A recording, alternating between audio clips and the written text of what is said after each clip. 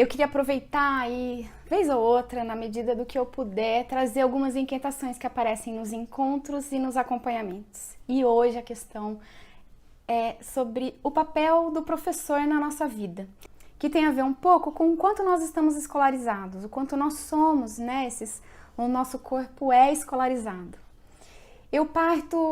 No Travessias eu parto de dois princípios. Tô um pouco rouca, gente. Então, primeiro, por um lado, eu carrego a frase do Steiner, que diz que não existe educação, somente autoeducação.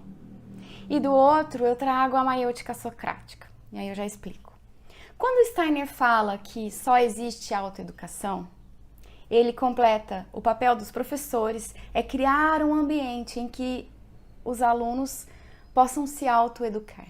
Eu acho esse pensamento maravilhoso, porque tira a responsabilidade única da figura de um mestre que vai te dizer o que você faz e traz para cada um a possibilidade de construir o seu próprio caminho. Descentralizar a figura do professor, não ficar esperando que ele te diga o que fazer e criar o próprio caminho. Óbvio que o professor está ali, e aí entra a maiêutica socrática.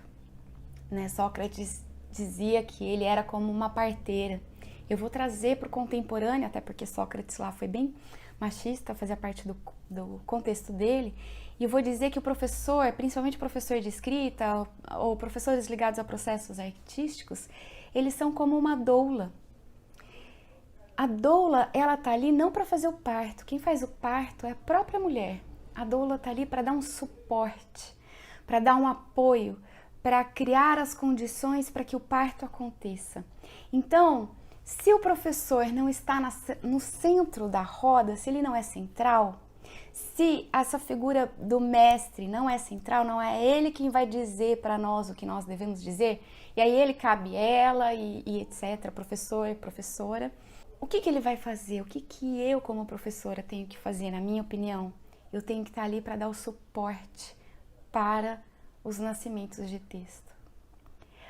O que implica que aquele modo caneta vermelha precisa adormecer. A pessoa está gestando o próprio processo, ela está no meio do parto. Como é que eu vou chegar com a minha caneta e dizer isso está errado, melhora isso, corta isso, tira aquilo? O texto nem nasceu. O texto ainda nem foi trabalhado, ele ainda não está flexível o suficiente, plástico o suficiente. Como a argila, eu gosto muito da imagem da argila, do texto como argila, porque conforme a gente vai mexendo na argila, ela vai se tornando mais plástica e vai aceitando mais aquilo que a gente quer dela. O texto é a mesma coisa. Então, antes de eu dizer que aquilo está errado, eu preciso que o texto nasça. Eu preciso que... Primeiro a gente escreve e não importa se está certo ou está errado. O que importa é que ele nasça.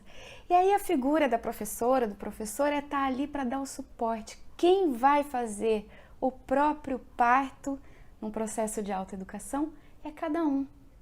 Não existe receita, e a gente pode até usar truques, tem truques ótimos, maravilhosos, mas o quanto que esse truque, essa receita não endurece o seu texto, não faz com que ele não seja singular, único, que ele não tenha a ver realmente com você e com o seu próprio processo. Não estou dizendo que os textos não possam ser objetivos, mesmo um texto objetivo, formal, acadêmico, ele pode ter... É você quem está escrevendo, é você quem está produzindo. Ele tem uma plasticidade, ele tem uma digital que é sua. Então, se a gente espera que é o professor quem vai nos dizer como fazer, se a gente só segue um manual que o outro disse e não está implicado no processo, eu não acredito que a gente vai aprender, porque a gente só está replicando. E é esse corpo que está escolarizado, no sentido de que a gente quer a nota, a gente quer que digam pra gente se está certo, se está errado, a gente quer que alguém no fale pra gente, seu texto é o melhor do mundo. Não, o texto está em processo. Depois que ele nasceu, tem a fase da revisão, tem a fase de mexer.